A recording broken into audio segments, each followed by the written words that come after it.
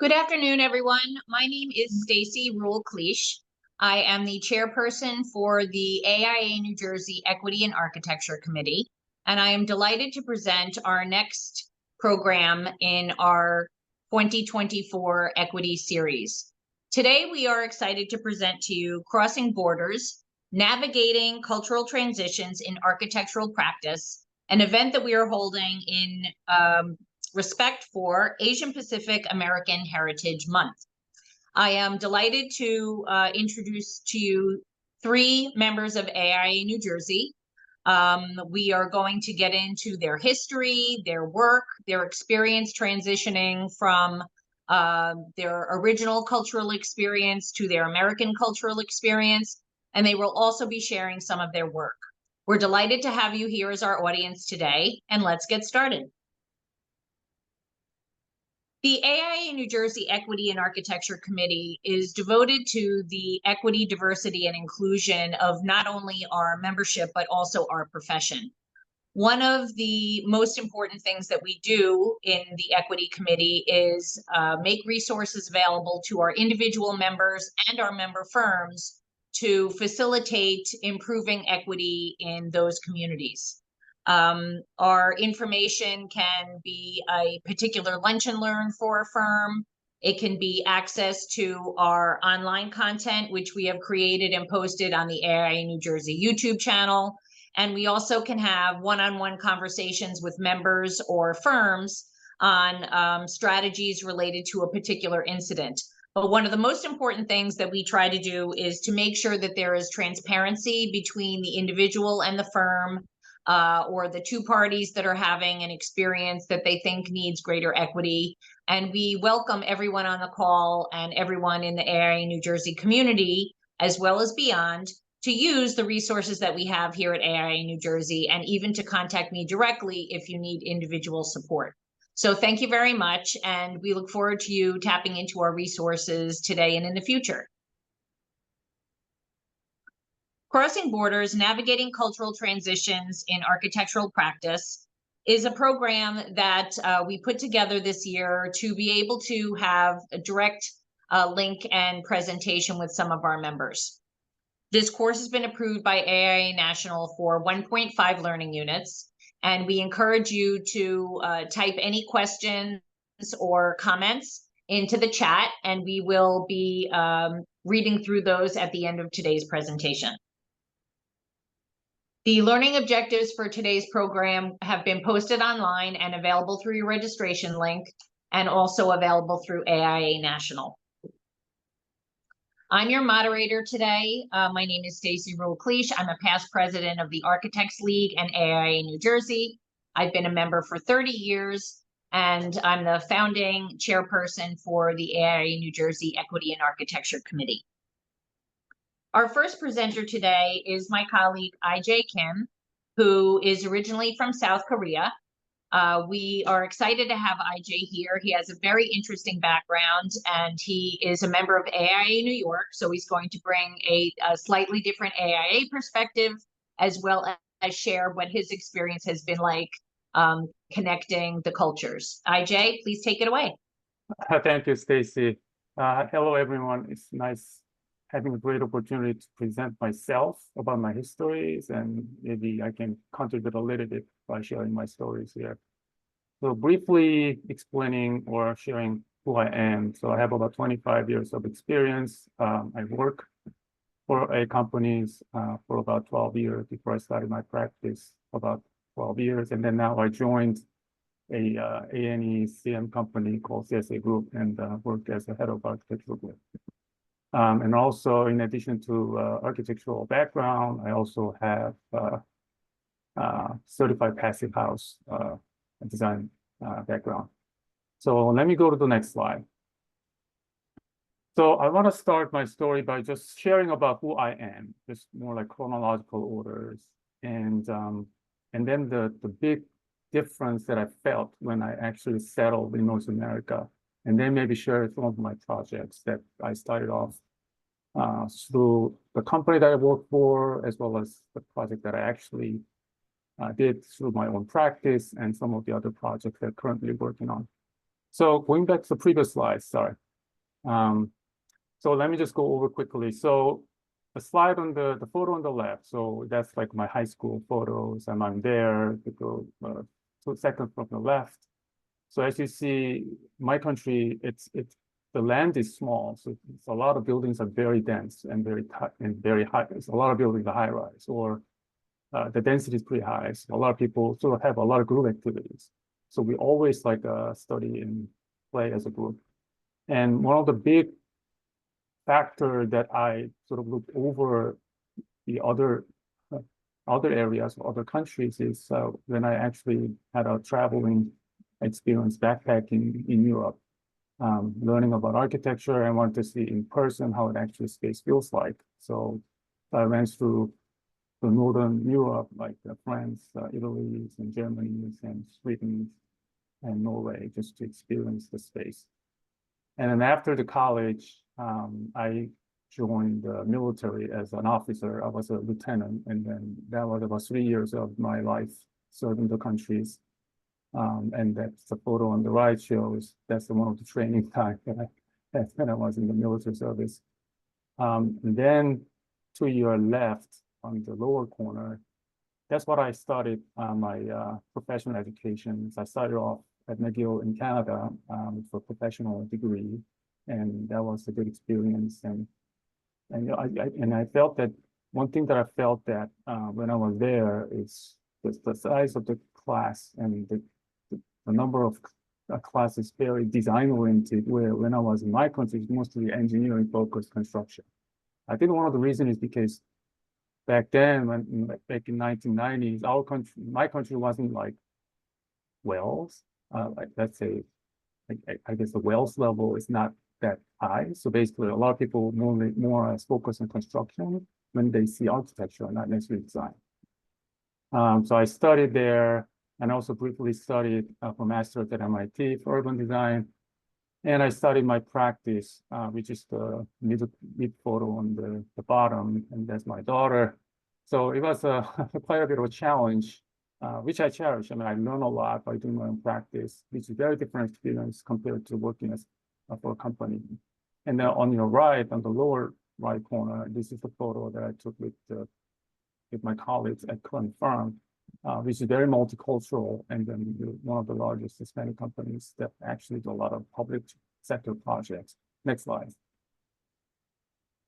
So this is like a collage of the project that I've been involved. So I've been involved in high rise, I involved in mixed use. I actually involved in designing the whole entire thing for the auditorium in New York City, for John Dewey High School. Also get involved in St. John University when I was at Gensler, and some of the other other jobs that I got involved throughout my career. And mostly when I was working for a company, it was mostly larger projects with many consultants, like facade, structuring. So it's a large team of consultants and designers working together to pull off the project. That was my experience. And then next slide.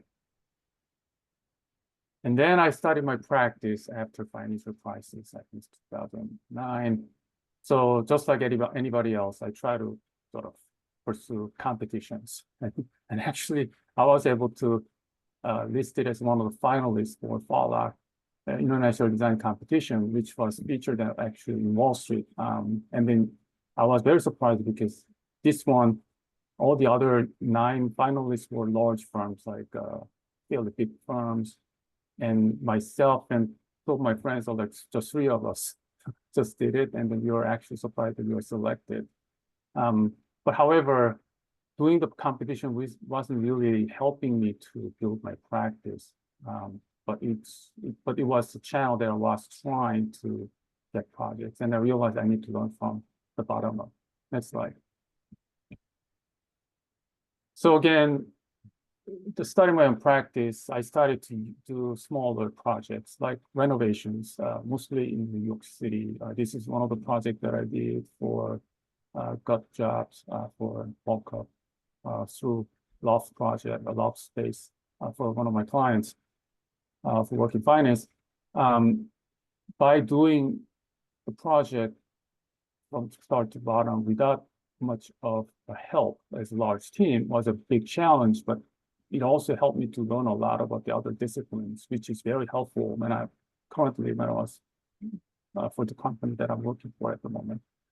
So that's a project that I did in New York. I see that the lower left corner is the before photos, and the one on the larger photo is the photo that I completed. Next slide. So I've done a lot of residential because I was sole practitioner. I mean, and then I had to do projects that I can capable of handling. So mostly it was less than maybe like 7,000 square foot, mostly 2,000 to 3,000 foot residential, and a lot of renovations in New York City. And I started to do some of these commercial jobs, maybe a second or third year of my practice. This is the surgery center that I did in New Jersey, Palisades Park. Again, it's totally different scope because it actually involved like a heavy mechanical, electrical, and some structural work, which wasn't necessarily part of the scope when I did renovation projects. So this one, again, gave me a lot of experience in terms of dealing with actual construction crews because I actually had to do CM work as well.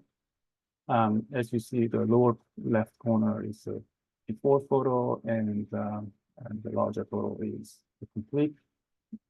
One thing that I really do love as working as an architect or my profession in general is it can actually create a big impact to our clients.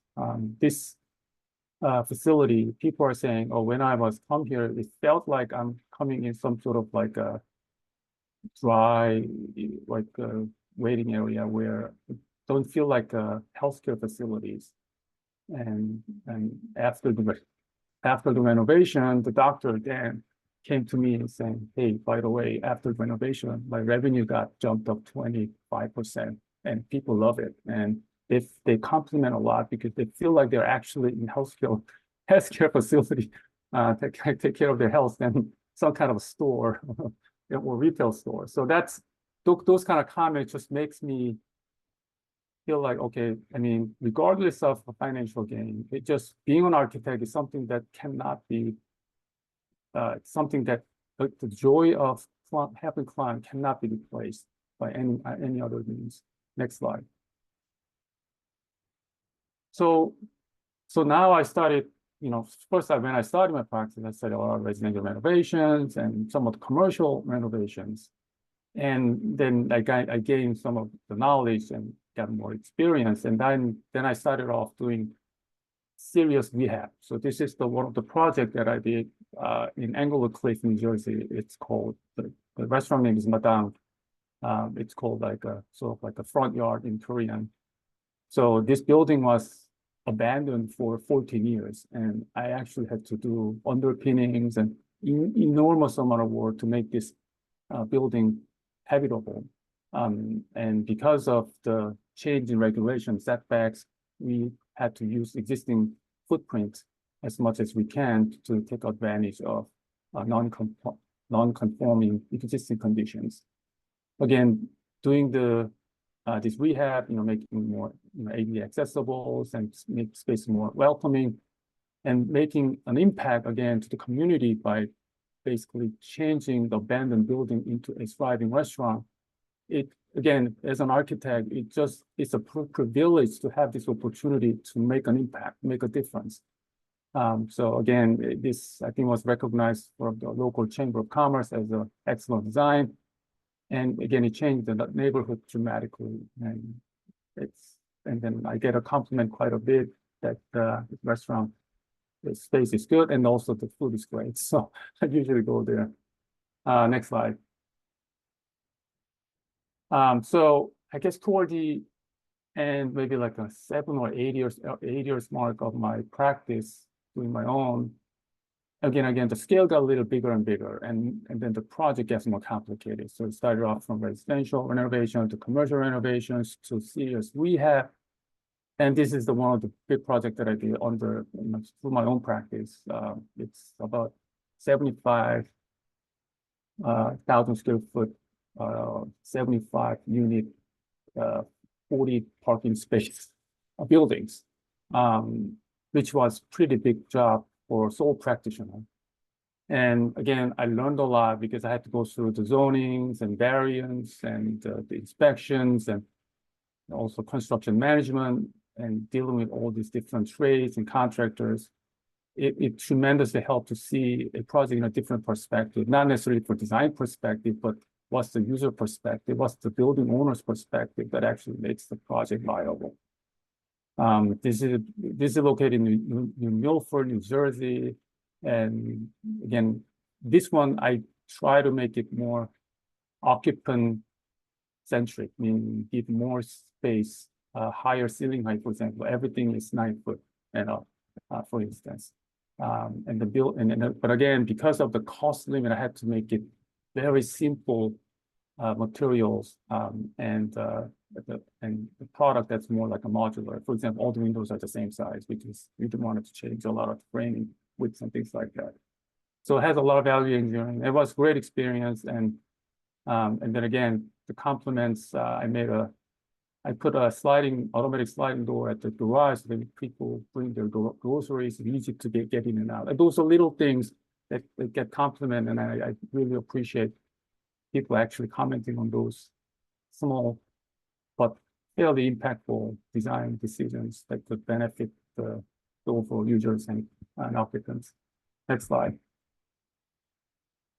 So currently, I work for CSA Group, where the majority of our job is public agencies.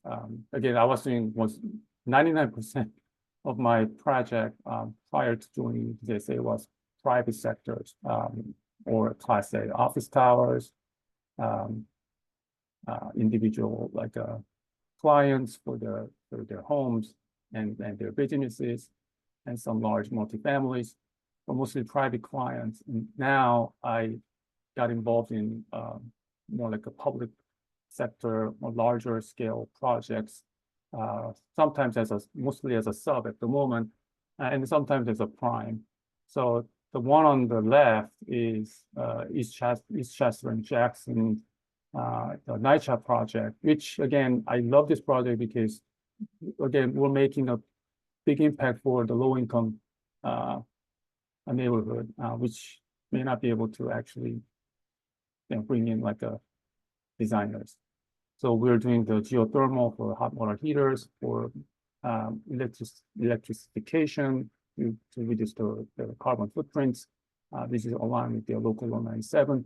So these are all very interesting projects. And on your right, I'm not sure whether you heard the news, but there will be a lot of traffic jam in JFK. This is a Terminal 6 project that is actually under construction. We were involved as a A&E consultant for the design builder. So I was actually doing the conversion of the Terminal 7 for construction, the team, design build team. So Terminal 7 holding room, we actually changed it to construction field office with many different aspects to help the construction moving forward.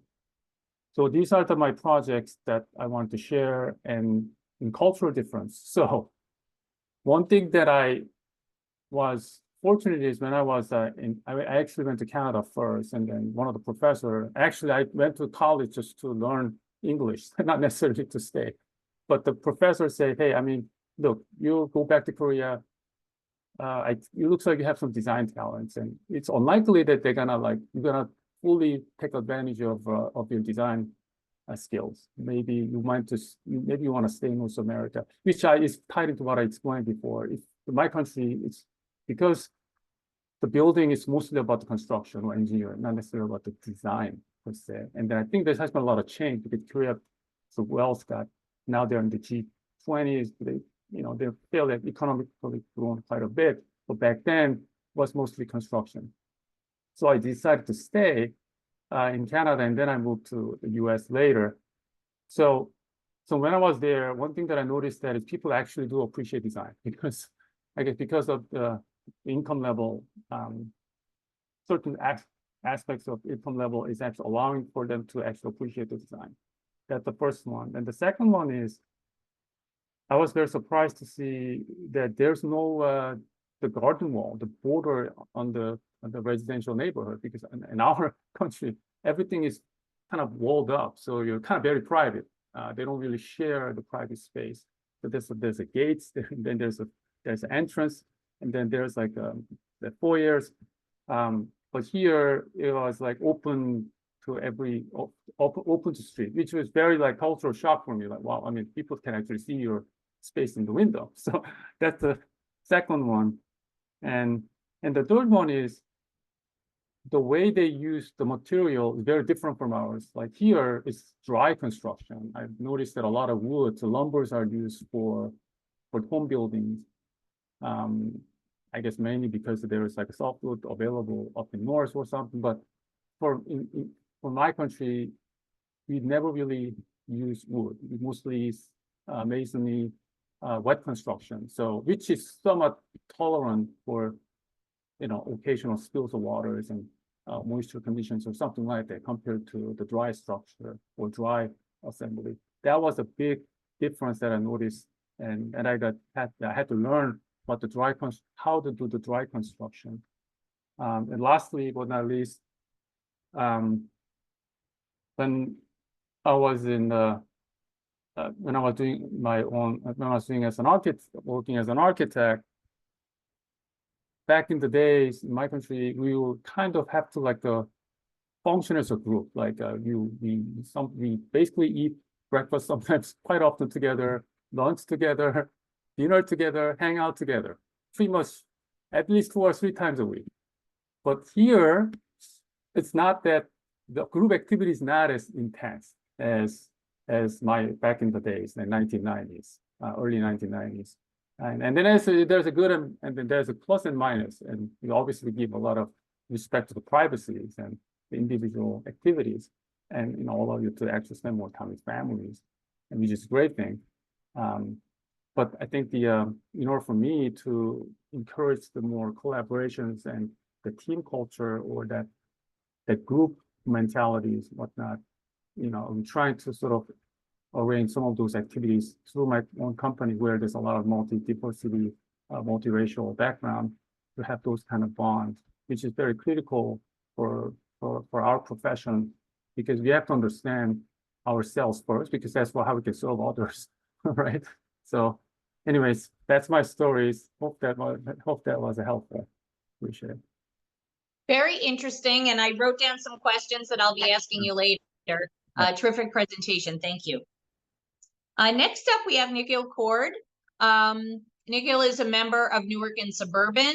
He is originally from India. I will invite you now to share your story, and I will advance the slides for you. Thank you very much. Hi, I'm Nikhil, and we can go to the next slide. I have over two decades of experience in architecture, and this is my journey of being an architect in India to being an architect in the United States. My journey has had a lot of twists and turns. I've worked in more than just architecture. I've studied product design and business, and how it all came together is probably in the slides that come across next. So I studied my architecture in India, where the focus was not primarily design, and my key takeaways in my schooling had been primarily how to get the stuff built. If I was designing something, it wasn't about just the design. How do I want to get it built? And in India, what we have a National Association of Students of Architecture, where you actually understand what other schools are doing, how they are presenting, what is the thought process behind them, and then trying to connect to some sort of a community. During my schooling, we had a UIA UNESCO conference about affordable spaces for education for all. And this was about really connecting the underprivileged community and the social inequality that exists, connecting that and providing solutions through architecture for them. During my schooling also, I had an internship with an architect and a landscape architect. So it kind of made me think how my structure is going to be within the built environment. And with that, I started doing my own practice in India. And these are some of my projects in India. If you advance to the next slide. Yeah, so I started doing small single family homes in India. Again, the construction was very different, and what was important was understanding and learning client insights. So single family homes was all about, how we want the homes to be, how we want them designed, where do we want our pool to be. But there are some undercurrents when you design in India, some undercurrents like Vastu, which is actually Hindu style of architecture. So when I was doing a factory design, the programming did not just involve the bottling plant for which I was working. It was like a 9-grid pattern that the client wanted to conform to. It was a small design, but it was very intriguing and very challenging. And then programming was not especially based only around just what the client needed. Sometimes, if you advance to the next slide, programming sometimes involved, maximizing the FAR. So I did a multifamily project in India, and the way we thought about it was, what's the maximum sellable area that you can get? What's the maximum leasable area you can get out of it? Sometimes programming was also around, how are you going to fund the project? So I did a private school over there, and they wanted to fund a project with by building some retail stores on the first floor. I know a lot of you are thinking, how is this possible? You always look at codes over here, you're trying to do a mixed use building with a school and retail in it. So this is what I think I'll come to later on how my understanding of codes, and I learned mostly through differences between the two different types of systems that I worked in. As I worked ahead, if you want to advance to the next slide. Sometimes my programming involved like ethnographic understanding. I worked on an eye hospital, which is actually scaling up from 5,000 square feet to 25,000 square feet. So we had ethnographic observations. My firm actually tag teamed with the doctors, getting into OTs, dressing up, looking at how their outpatients were working, and then bringing it all together to design a hospital that actually functions for the client. It was an extremely successful project. We finished the whole project in 100 days, which was very interesting. And then getting the community part of it. So I was designing a foyer for a multifamily building, and we kind of got some local artists to come and work with us. We were trying to get super creative. There was nothing there were no special things that were needed, but we tried to work with the artists. We designed some sort of chessboards on the floor and the wall, and we had the artist be creative about how he wanted to represent different pieces. So generally, it was all about getting different types of people together to design the same kind of space. If you want to move to the next slide. I also worked in landscape architecture. This was in a very densely built multifamily environment. We tried to create an oasis within the densely built environment, trying to build spaces for the community, libraries, amphitheaters, and temples. This is how community lives in India. Although you live in a very small home, you do want that relief or an oasis where you can come down to and, relax and meet your friends, go to the pool, or have some sort of fun down there in your community. Now, if you want to move to the next slide. A lot of my design thinking has been always about who is the trendsetter, where does the design originate? And in order to learn the origination of design, I decided to do a second master's. I moved to UK and I studied design in an allied field, which was product design. It's traditionally called industrial design in the United States. And what I found was it was not the same way that people worked in other design fields. You had to analyze a market, you had to establish a need, and then at the very end of it, you would design a product, which is not how typically architects think.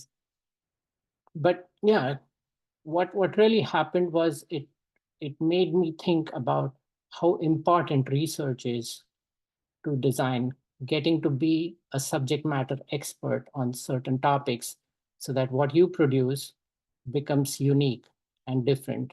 If you want to move to the next slide, please. So this was my thesis project. If you see the Venn diagram on the left, I was doing my research in the sector of toys and games. I was thinking, okay, there are traditional toys and games, then there are video games, and then there is outdoor play. But is there something that offers the same emotional payoffs as video games and tradition? You know, you have these increasing levels and stuff. Can I design a product for something that offers similar emotional payoff, that's still outdoor play, and that still makes you interact with other people? So you start with a storyboard, you kind of design the thing, you kind of design the gameplay around it, and then it all ends with actually designing the product, selecting the material, doing technical drawings for it, even to the extent of going ahead and, you know, how you would like to brand it, whether it's anthropomorphic or zoomorphic design. It's a very unique take on design in itself. I want to move to the next slide. When I was studying in that university, we had a company called W.H. Smith & Tools come in over there, and we were given different projects to work on. The company was basically had a patent on doing injection molded leather products, which is unique and you find normally in cars. And we were given a client profile to work with. And I think probably I had the worst client profile possible, designing for somebody who's on a welfare, who works occasionally, does not have a lot of money. What do you design for such a person? So I kind of had a random thinking and decided to design something like a beer can holder, which he could gift to somebody, which would be at a price point that would be affordable for him. And then you kind of designed it, and then you did a SWOT analysis on it. Again, what I'm coming to is this is very business-minded thinking in design. It's not thinking that you normally have with architecture design. You do have business thinking, but it's being on the other side. You're producing a mass product that's to be distributed to a large number of people. How do you make certain that it's a great product and it will be successful? So design thinking in product design just doesn't end with this. You want to develop concepts. So in the same school, if you move to the next slide, yeah, we had it's actually post-optimal idea generation techniques that we learned. You basically take a product, you change the color, and you create a narrative around the product. And I think this was very useful for me because it is a very creative way of trying to think the same thing as something else. It's almost debunking the myth of form follows function, and it's kind of turning it over its head. We're trying to take a form and trying to make a function out of it. So my experience in this school of design was great. I moved back to India. I started working on architecture and product design. I designed products that were basically very industrial in nature. These were studio lights. And as I moved back to India, I started working for a German company that was designing mounting systems for solar panels. During that time, I was constantly coordinating with the German counterparts, telling them, hey, we use IS codes in India. You're using EN standards in Germany. You need to establish a bridge. You need to review our standards before you build a product for India. So as that thing progressed, I started working more and more in business. I was involved with compliance officers. I was involved with CPAs. I was involved with a lot of different types of people. And then I was so underwater over there that I decided to study business management. So if you move to the next slide. So the good part about studying business management for me was that I got to study human resources. I got to study finance. I got to study managerial accounting, which was the other side of business, which you normally don't study as architects. You're on the very creative side of things. And I was also working cross-culturally. I was trying to establish a wholly owned subsidiary by a German company in India. So when I started studying business, I wanted to connect back to people, planet, and profit, designing for people, designing for the planet, and designing for profit. These things can come together. It opened my eyes into a very different aspect of business and design. If you want to move to the next slide. Yeah. So in 2018, I started working for GRA Design Studio, and I started as a project manager. My key takeaways were, how do we approach the business of architecture? I was putting in my AXP hours. I was learning different things. And to do that, I was always reading all the drawings, going back to research. If I did not understand anything, I would Google. I would spend a lot of time. But I did have a good backing of how the business of architecture would be. You know, it was a three-pronged approach. It was sales, marketing, contracts, which I was getting used to and understanding. It was admin and HR. It's also about project management and production, creating the right kind of drawings, coordinating with consultants, understanding what the consultants are saying, because culturally you generally have consultants as completely separate and directly dealing in India. Over here, it was all under the same head. So the project management became a very different thing over here. And then, of course, design is a big part of it, because that becomes a value selling proposition in architecture.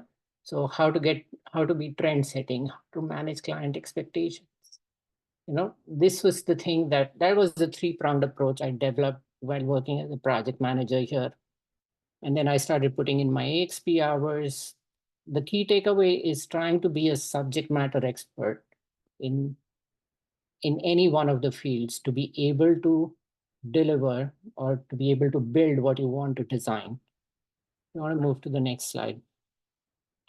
So at GRA Design Studio, we worked a lot on QSR, which was a great thing for me because it's a tiny space, quick service restaurant, and you're trying to learn a lot about mechanical, electrical, and plumbing all together while you're trying to deliver a design that the client wants.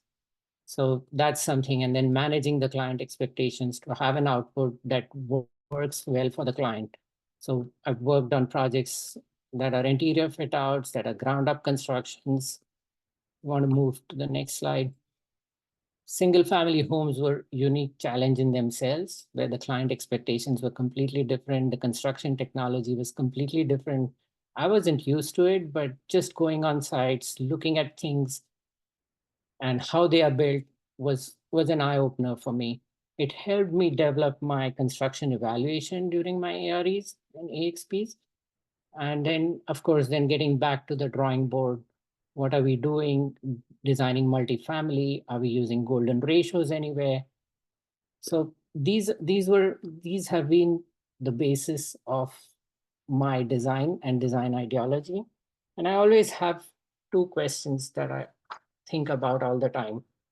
What do I need to know to get it built the way I want it to be? And how can my project be a trendsetter? These are two questions that I always ask, and this is what I always push. At GRA Design Studio, we are always pushing this. We are always pushing the envelope. How is it that we can bring this into reality? How can we make it a trendsetter? How can this project be great? That's what we are always aiming. Culturally, if you ask me, my work has been a confluence of more than just one culture. And it's helped me that before coming here, I was already working in Germany. I was interacting with different codes and understanding how things work between two different countries. And by the time I came here, my learning experience has been all about learning through differences, not through similarities. So if something is allowed in one country, is it allowed in this country? Oh, okay. And that kind of helps me remember stuff that makes it unique. It's different, and I love it. I love working here. I love how design works over here. And I'm always pushing the envelope at GRA Design Studio. Thank you. Thank you. That was terrific. I especially love the influence of the varied cultural experiences you had over your professional life that brought a different vocabulary to your work. So thank you very much. Next, we are going to hear from Karen Kuo. Karen is originally from China. She is an associate AIA member from New York, and I'm delighted to bring her here to our panel. Karen, take it away. Thank you, Stacey. Hi, everyone. I'm Karen. I'm very happy to join as a panelist today to share my personal journeys in architecture and discuss about the intricacies of cultural transitions. A brief info about myself. I graduated last May from Harvard GSD with a dual degree in Master of Architecture and Design Technology.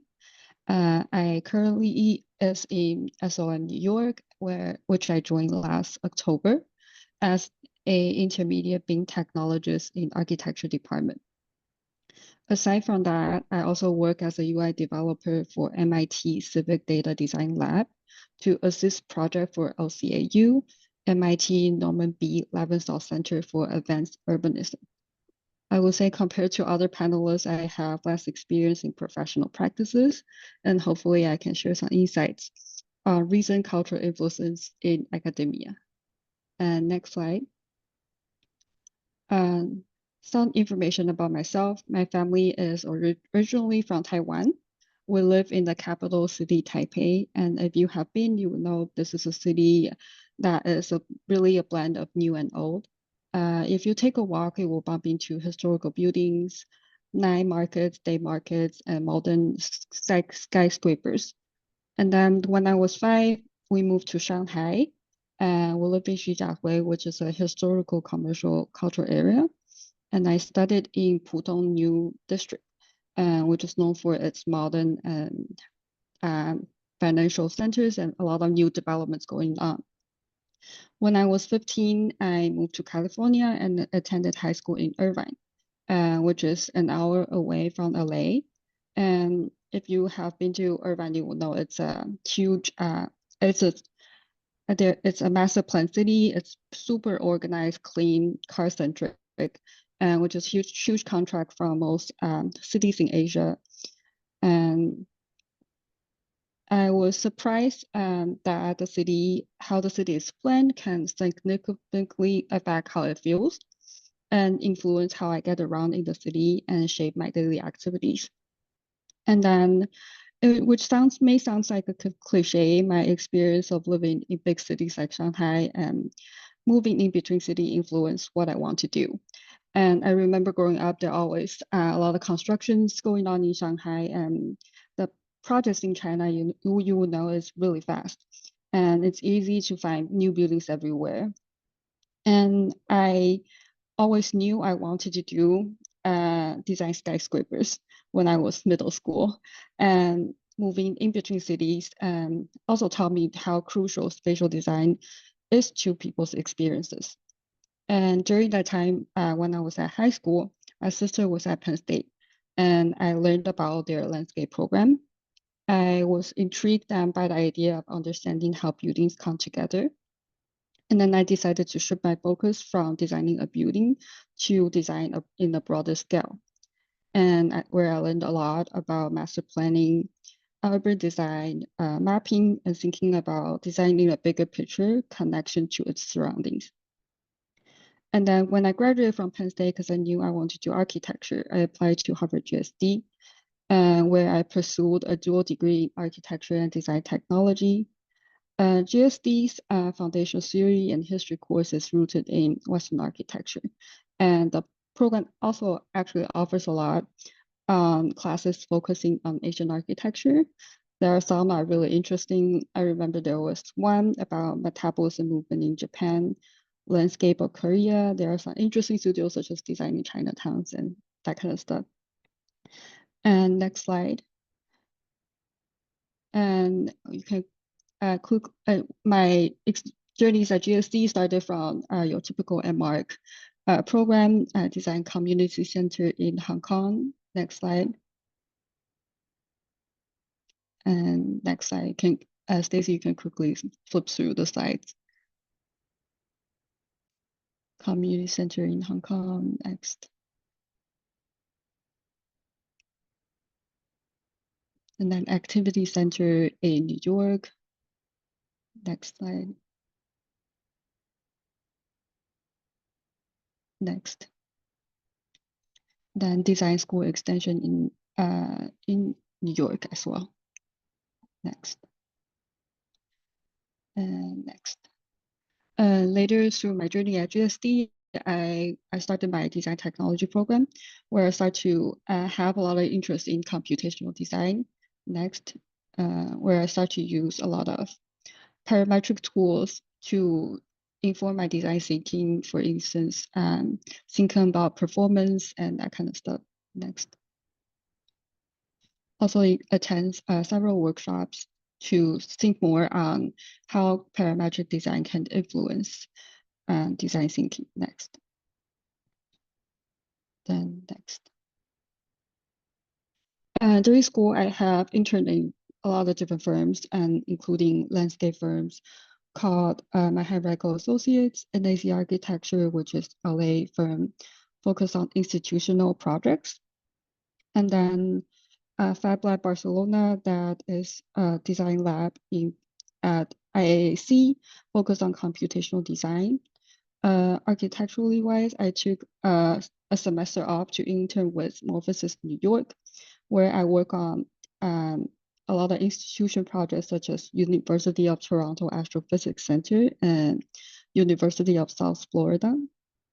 I interned with SOM Chicago twice during summers, where I work a lot on projects in China, and including Hangzhou West Railway Station North Complex Tower and Shenzhen Qianhai competition. My experience working with SOM Chicago has greatly enhanced my exposure of architecture design in Asia, where I start to sense my cultural background has helped me to gain flexibility of how I work, especially working with projects with different cultural backgrounds and with project teams that speak different languages. When I graduate, I hope I was interested in the role, of course, combining my interest in both architecture and technology, and then discovered this role as a BIM technologist, which intrigued me as it presented an opportunity to learn about Revit and innovate design thinking and view architecture from a different perspective. And I feel like my focus of architecture has evolved from macro landscape scale to micro building scale, and now even smaller nano information scale. And I currently work, as mentioned earlier, as an intermediate BIM technologist at SOM New York, where my role involves a mix between BIM management and providing support to project team regarding to their Revit issues. And aside from that, I also work on revamping office workflow by identifying, addressing inefficiency. For example, I would design, develop, implementing creative solutions such as in-house plugins, software prototypes to optimize processes and enhance overall performance. And that's the end of my story. Thank you, Karen. So I have a variety of questions for our panelists, but at this time I will also invite everyone who is participating online to type your questions either into the chat or the Q&A. The Q&A would be easier for me, but sometimes people can't find that button. In the meantime, while we're waiting for your questions, I'm going to get started on some of my questions. Karen, if you don't mind, if we start with you, can you tell me, for example, when you were working in Chicago for SOM on projects in China, how did what steps did a U.S. firm take to prepare for, maybe were the majority of the people on the team, oh, first of all, I want to apologize for identifying you as Chinese. I misunderstood your biography information that you sent me before, so I apologize for that. That's okay. But you do have a lot of heritage from your experience growing up in China. So I'd like to know what was your role on the architectural projects in China, and how did a U.S. firm prepare a Chicago team for working on a project in China? I interned at the SOM Chicago twice, and then working majority on Chinese projects. And most of the project teams speaks Mandarin, and a lot of the projects that we work on will need help from Mandarin speaker designers and to translate the design documents from Chinese to English. And then I remember we will have meetings with the consultants or client from China, and then we will have both like English speaking only designers and have Mandarin speaking bilingual designers on the meetings to help translating the information. And besides language, are there cultural differences in understanding what's appropriate and inappropriate, and or like what types of projects were they? It was mostly high rise, and then Okay. something interesting about working in projects from Asia is that some clients are very sensitive in feng shui, and which is a huge thing in China. And sometimes the design of how the floor plan or things are laid out need to start to addressing those kind of issue. Excellent, thank you. This question can be for anybody who wants to answer. I find here in the US that the majority of the average American client, I'll say residential client, but sometimes even commercial clients, perceive hiring an architect or working with an architect to be kind of a luxury. So some of you have mentioned that in your countries, a priority was put on the construction or the, getting something built maybe from a functional standpoint or a shelter standpoint with less priority on design. And I find here in America that the average population has a great interest in design because we have a lot of design magazines and we have a lot of design TV shows. But a lot of the people who are buying those magazines and watching those TV shows and even maybe involved in content related to design on a very small scale on social media. But when it comes to hiring an architect and making that financial commitment for their business or for their home, a lot of Americans tend to think that's like a luxury item that they're not going to get involved in. While your experience has been that in your country, the priority was on construction, not on design, how have you seen that evolve over time? Has that changed over time as people have more access to information on the internet or more influence from other countries? Or, what is the reasoning? Like now that you're a designer and you see that when a project is designed well, more customers come in and they spend more money and they like it better and the business does better. So it's not purely for design. It actually affects the long-term project and the financial success of a business.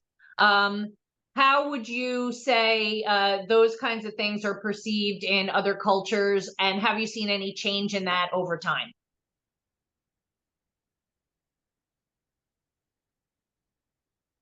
So, I mean, if I may go first, again, I've been away from my country for over 25 years. So it's like a half, like I'm over 50. So it's like a half of my life in my country, half of my life in North America.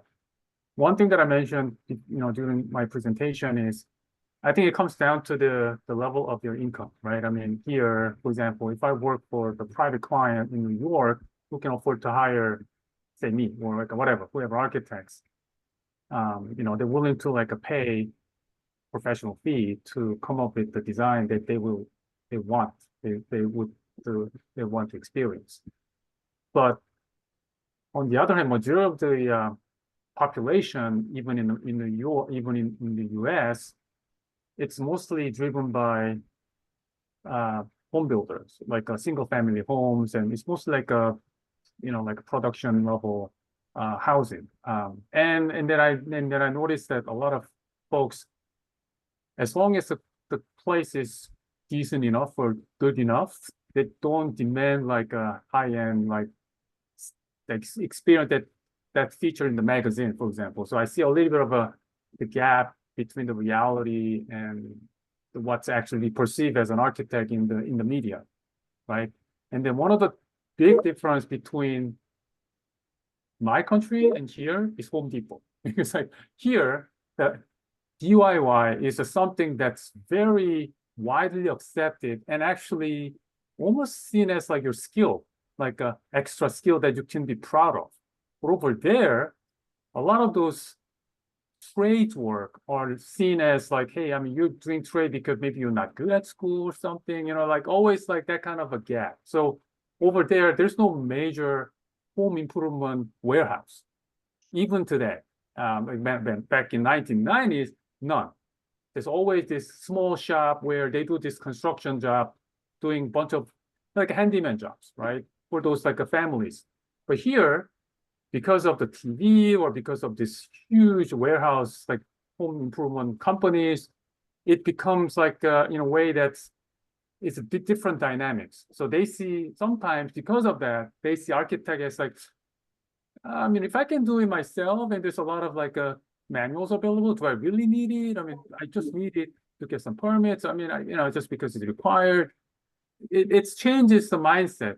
It's interesting to see. I mean, and then even for large projects, one thing that I never noticed or experienced when I was work for like a large company, including SOM and Gensler, I was never worried about the budget because there's always this budget enough to like pay like a consultant fee, because construction budget compared to construction overall budget, design fee is really not much. So it's like it's not really of that penny accounting kind of thing, but in reality, but in the mass market, their construction budget is not big. So, and then the design or percentage of design fee is fairly significant if they can save it.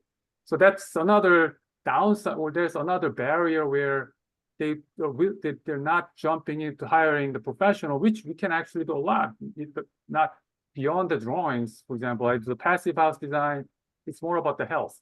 Like how can I make your building, make sure you don't get a moldy environment, or make it more pleasant, or something that you can actually save your energies or actually have a greater positive impact environment, something like that. But a lot of people are not willing to embrace it, because when it comes to the budget, like okay, so if I have this much money out of my pocket, I need to get it done from A to B. So what's the cheapest way? What's the fast way?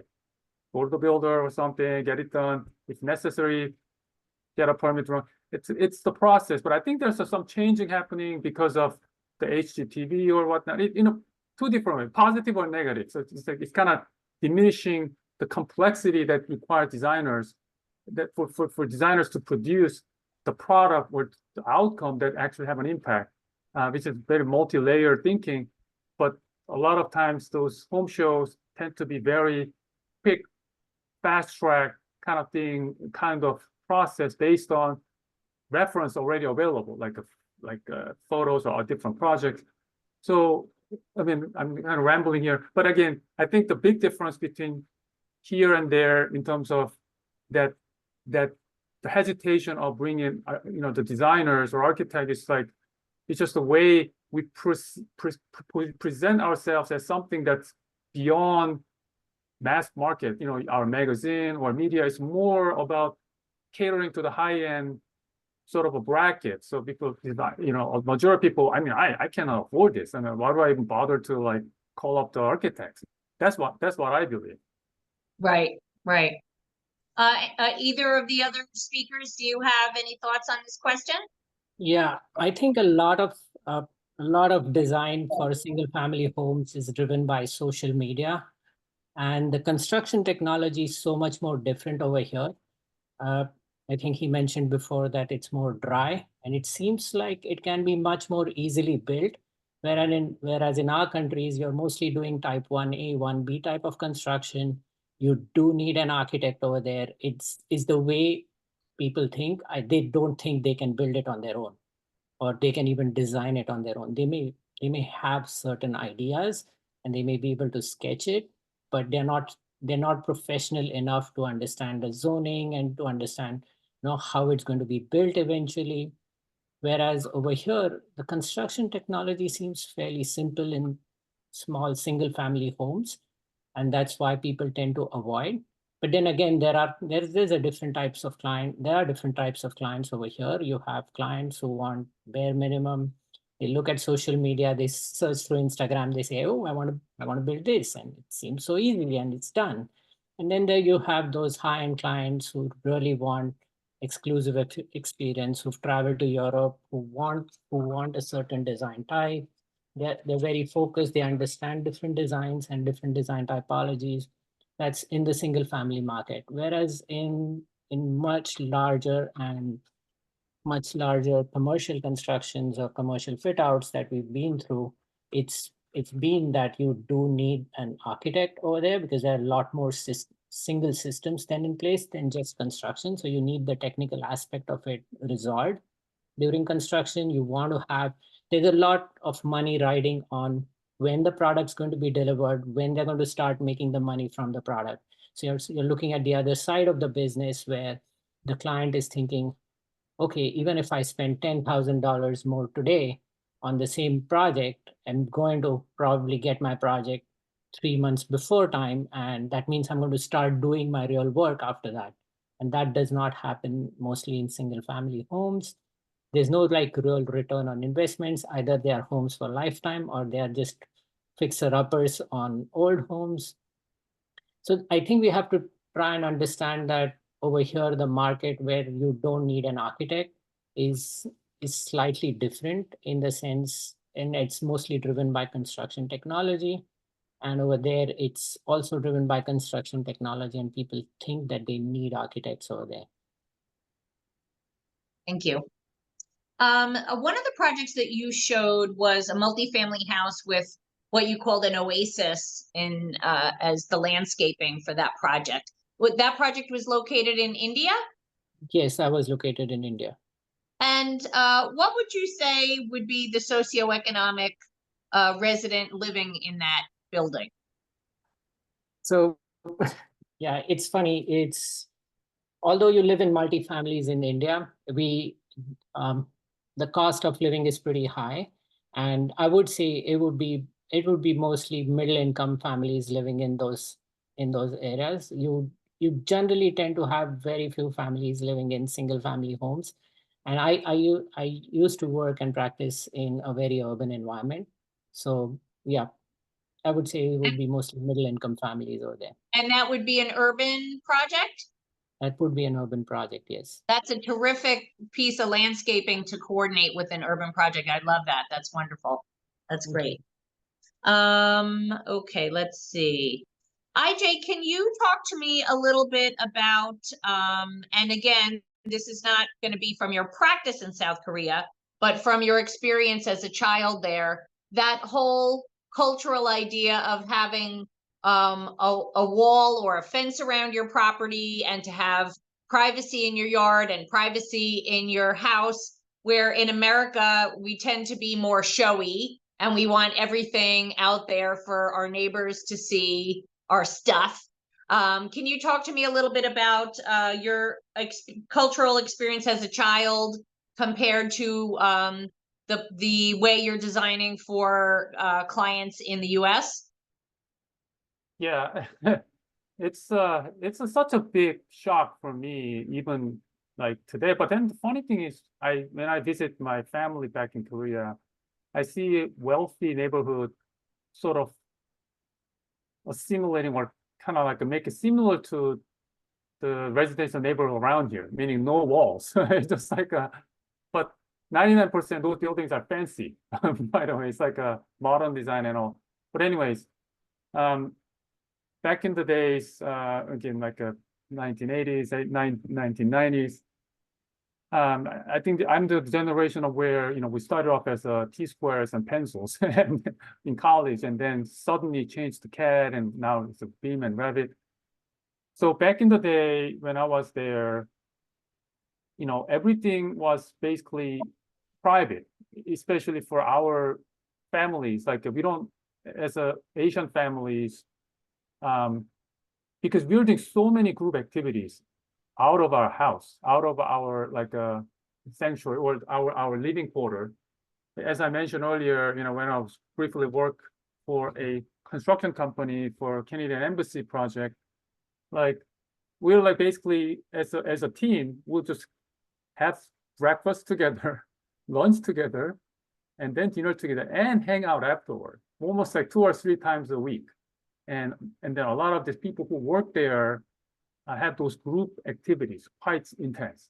So when you're out of the group, when you're away from those public life, they wanted to have a very privacy, I think. I mean, that's one of the reasons why we have a lot of these walls or this providing this barrier or this garden walls or the fence that's more like giving a lot more privacies, at least when it comes to the dwelling space. And over here, in my perspective, because it's already culturally very individualistic, I mean, you don't really have to be, you're not forced to like act as a group. Like you can, after work, you go home, you do your own thing, or, you enjoy your activity, whatever. So it's really like you already have a lot of privacy to begin with throughout your daily activities or whatever. So I think the mindset is more of that, like doesn't necessarily have to, I need to have a sort of a privacy protection or barriers that I can put myself in. It's more like over here, it's more like just very common, like just this is it. I mean, that's one of the reasons why it doesn't have that private, like the walls and things around it. And then also, I guess, the history of the West versus East, right? Because the Western culture, we started off as more like here at least immigrants with different backgrounds, and over there it's more like it's already started off from very early time where a lot of settlement began. So it's like might be a little bit more challenging to change the way it has been. It's not like brand new start. So I think that's the big driver, having a different kind of perspective for the dwelling space as more private versus non. And then ironically, now that I go to visit my countries, things has changed a lot. I mean, they're still doing a lot of group activities, but just the individual time or privacy, that appreciation gone up quite a bit. So now people don't necessarily build up the walls, when they're new like development areas. And 99% of the time, we're kind of forced to live in a multifamily high-rise complex because the land is just too expensive to do like a single family. So it just becomes a part of the nature. Just you don't expect the privacy. So when you have a chance to do single family, you want to emphasize that luxury or that privilege of having the private space. Excellent, thank you. Karen, I'd like to ask you about, you did a community center project in New York. And so in my travels, I have found that different cultures prioritize different activities as being community activities versus private family activities. And so since you had the opportunity to, you had years in Taiwan and years in China and years in California, and then your practice, which has been in Chicago and New York, but your projects have been all over the place. How would you say you've seen differences in community activities that you were focused on for your New York project versus community activities that you might have experienced as a child in other cultures? I did a community center in New York, and then also happened to work on a project in Hong Kong, which is also a community center. And those two projects are quite unique. And I actually reached out to organization locally to discuss how to design those two activity centers. And in my sense that although culturally people are quite different, but their needs are quite similar. And people from different countries or cultural backgrounds generally want similar things. And to me, what I learned is that they need a space that they can gather, and they need a space that are private to themselves. And this different kind of spaces are both important when designing a community center to make sure everyone can have a comfortable space that are to their comfort level. And what types of spaces, or do you recall differences in the types of spaces that the two community centers might have had?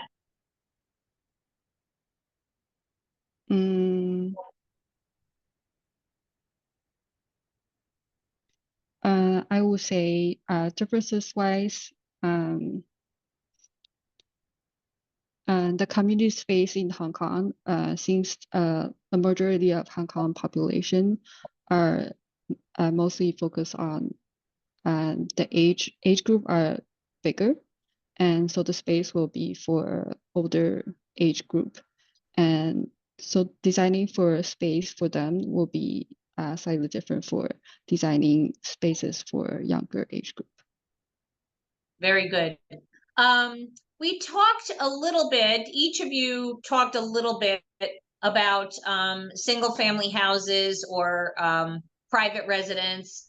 I feel like America is starting to get in touch with multi-generational housing for the single family. So we're starting to see families where we have a grandparent suite, or we have a configuration of the home perhaps in multiple wings, so that we have areas where the multi-generational can come together in the kitchen and the dining and the living rooms, but then maybe we have separate wings where different generations are sleeping in different quarters.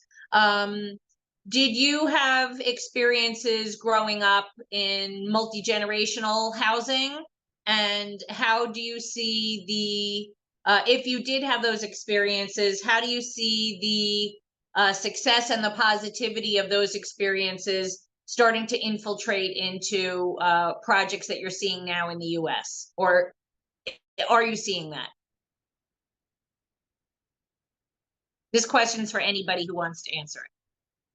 So I came from India. I lived in a multi-generational house for 10 years before I moved to Germany and then to US. It's very common, and there's definitely advantages that we see over there. Coming here, we've recently found a trend of clients who insist on having a multi-generational home. And I think it's also driven by the community where they come from. We have a lot of Asian community who request for multi-generational homes. That being said, it's not uncommon for the American community or to request for accessory dwelling units within the property for having that same thing, having your house and having your parents' house like on the same lot wherever possible, and sometimes even getting into variances to just get that thing done. Yeah, I think people realize that they need people around each other, and I think that trend will come in eventually. People will see that they want to be closer to the family. They want to live next to each other. What's driven this in India is basically the social and economic support that you need to provide your parents as you grow up. That's why you live in multi-generational homes. It's not because of it's not as much as convenience as it is that you're born to you're raised by your parents, and then you're supposed to take care of your parents. That's where it comes from. And over here, it's more about affinity and wanting to be with your parents. Although they don't need you, you do need them. You feel the emotional need to connect to them. And I think that's pretty deep in all of us, that you would like your parent to be around. You would like to see them. And yeah, we are seeing a lot change in this trend in single family homes a lot. Thank you. Anyone else?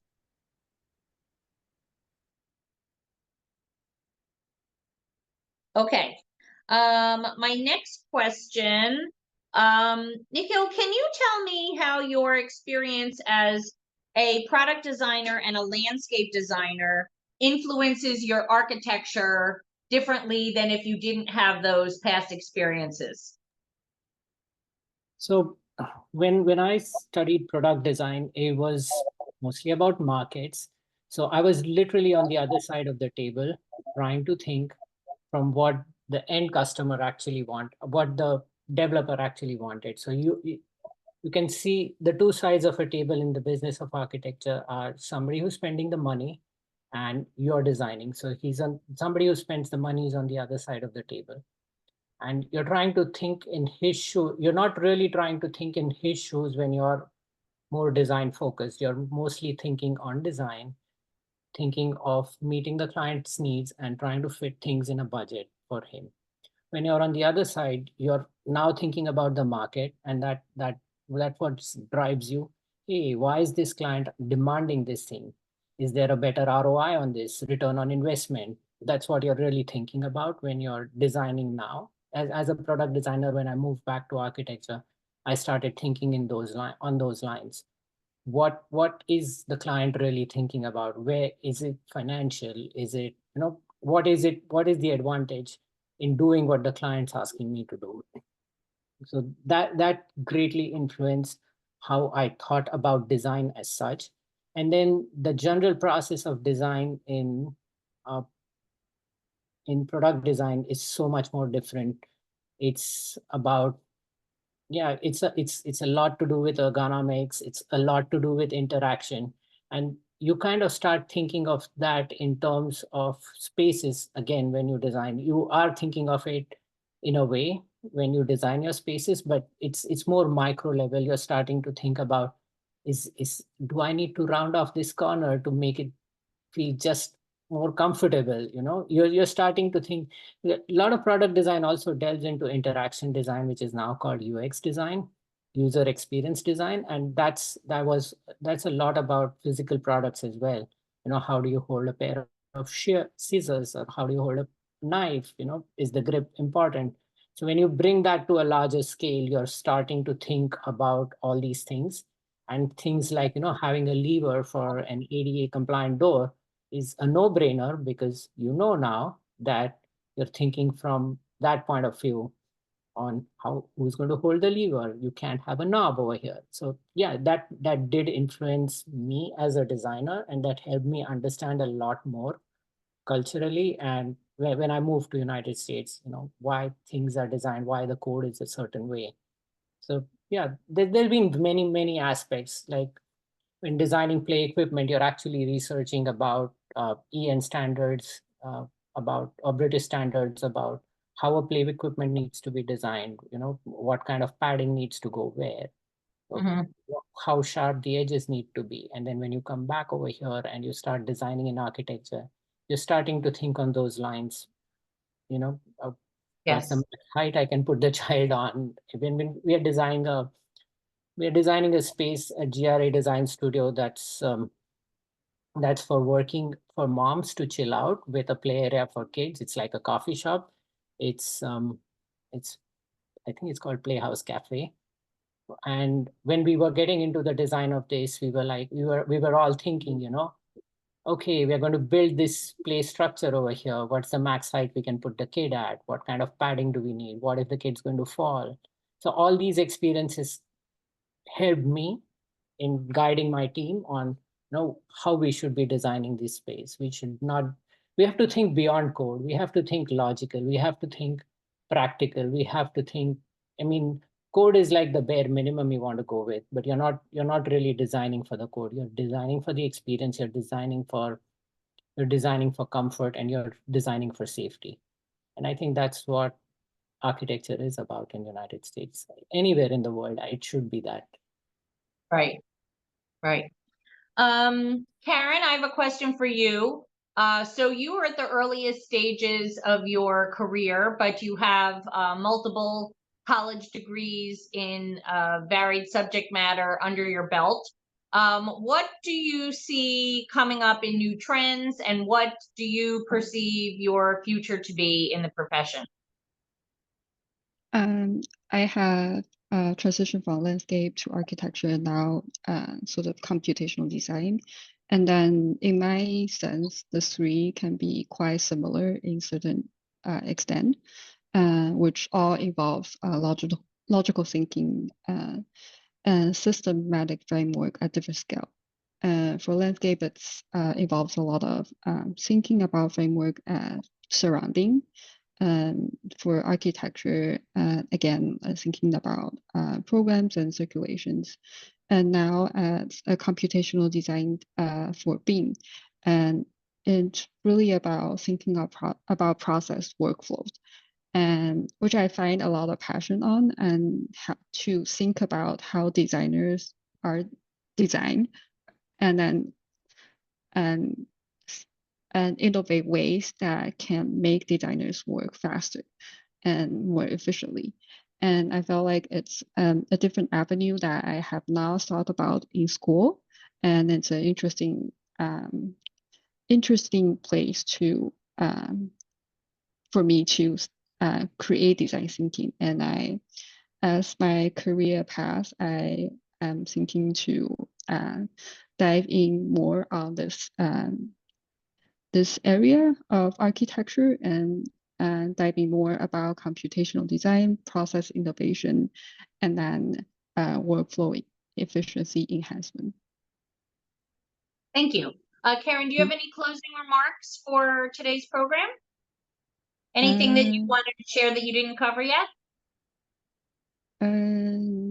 It's a pleasure to join as panelists, and I'm very glad to learn about very different stories from you all. Thank you. Nikhil, do you have any closing remarks? Not really, but I was happy to be here. I was glad to see how other people from Asia are working in architecture over here. It's nice to see their stories and to see a very different way of thinking about design. Thank you. And IJ, how about you? Any closing remarks? Yeah, sure. I think I just want to add on what Karen said. I think in my experience since 1991, I mean, I've seen so many changes. Just but the profession, the changing, the speed of the change is almost like 10x, I think, over the past several years.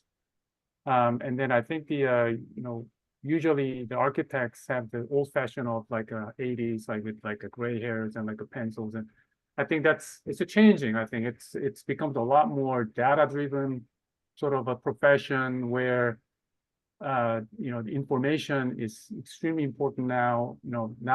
Used to be pen and pencil, like data cannot be transferred, but now it's like all Revit or BEAM is all data driven and can be utilized as a database to actually help the design better or come up with a different design, which wasn't really the case even when I started, jumping into architecture, for example. So I think understanding the different culture is also very important, because I guess now I see a lot of conversion of different culture having a similar lifestyles.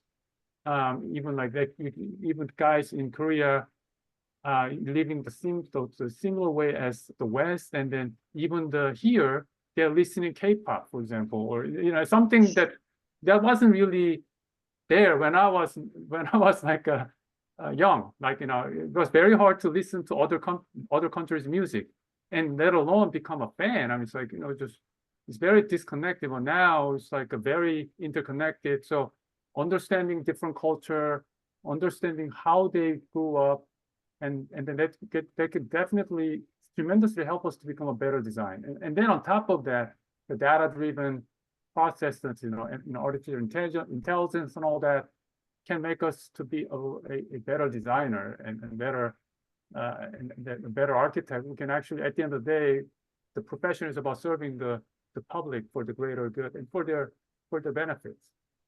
Thank you. Absolutely. I will just add to that, that as a practitioner working in New York and New Jersey, growing up, I lived in a suburban New Jersey community where almost everybody was, a very traditional European family like mine was.